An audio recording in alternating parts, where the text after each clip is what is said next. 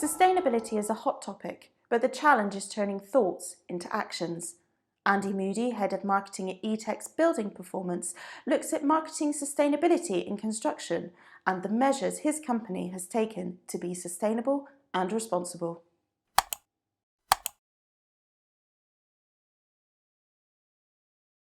Yeah, it's a really tricky subject. I think the important part is people tend to see greenwashing and understand what it is and can spot it a mile away. For most companies, the important thing is sustainability is not just about environmental. Sustainability policies should include lots and lots of different issues around environmental, health and safety, training, for example, or corporate social responsibility, employment policies. It's a much broader topic, and those people that work in the sustainability area know there's lots and lots of different elements to it. It's not just about environmental and greenwashing.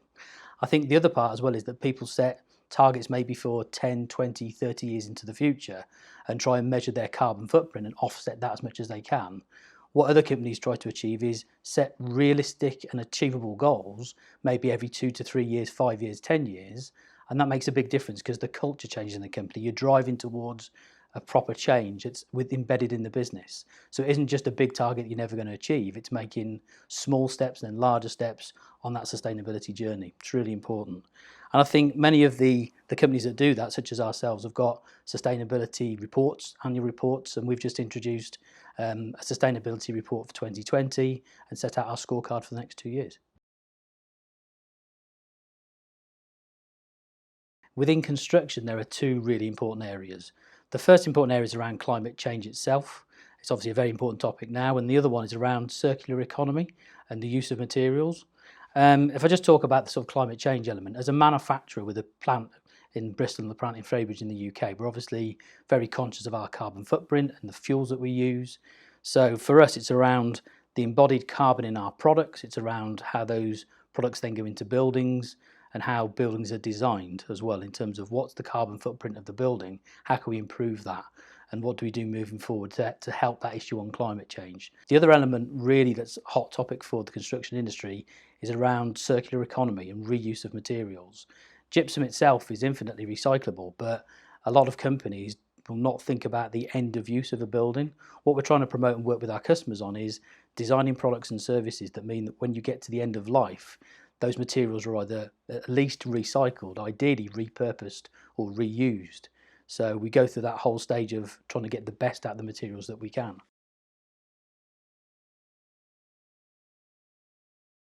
In 2020, Etex Building Performance set a target of less than 5% of our waste going to landfill. We're really pleased to say that this year, 98.6% of the materials were actually reused, recycled and not going to landfill. Our ambition is to get nearer to zero waste to landfill.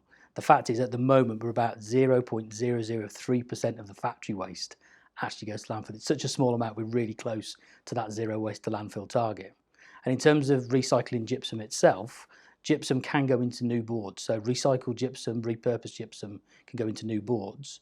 We had a target of over 18% and this year we've achieved over 20%. And our aim obviously is to try and get that number much higher with an ambition of say perhaps 30% by 2025. I think on the sustainability part, we need to remember those other elements of sustainability such as CSR. There's corporate social responsibility where we've done various things such as even litter picking around here in Bristol.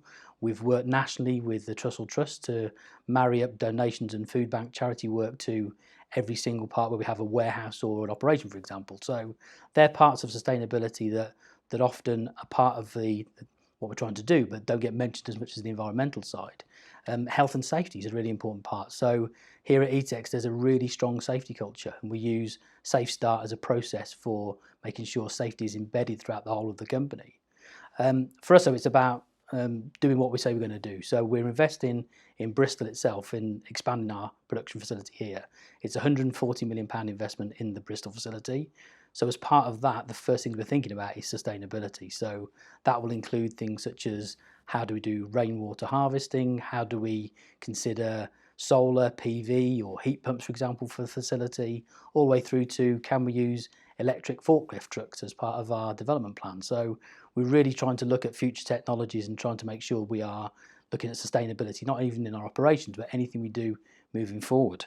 I think An important part is sustainability planning with customers is the future. We can do as much as we want ourselves, but if we get engaged with suppliers, with customers all the way up and down the chain, then we look at our sustainability targets, it all starts to come together. So the thing I would promote is as many people get involved in sustainability with those around them, including customers and clients, and it'll make a big difference.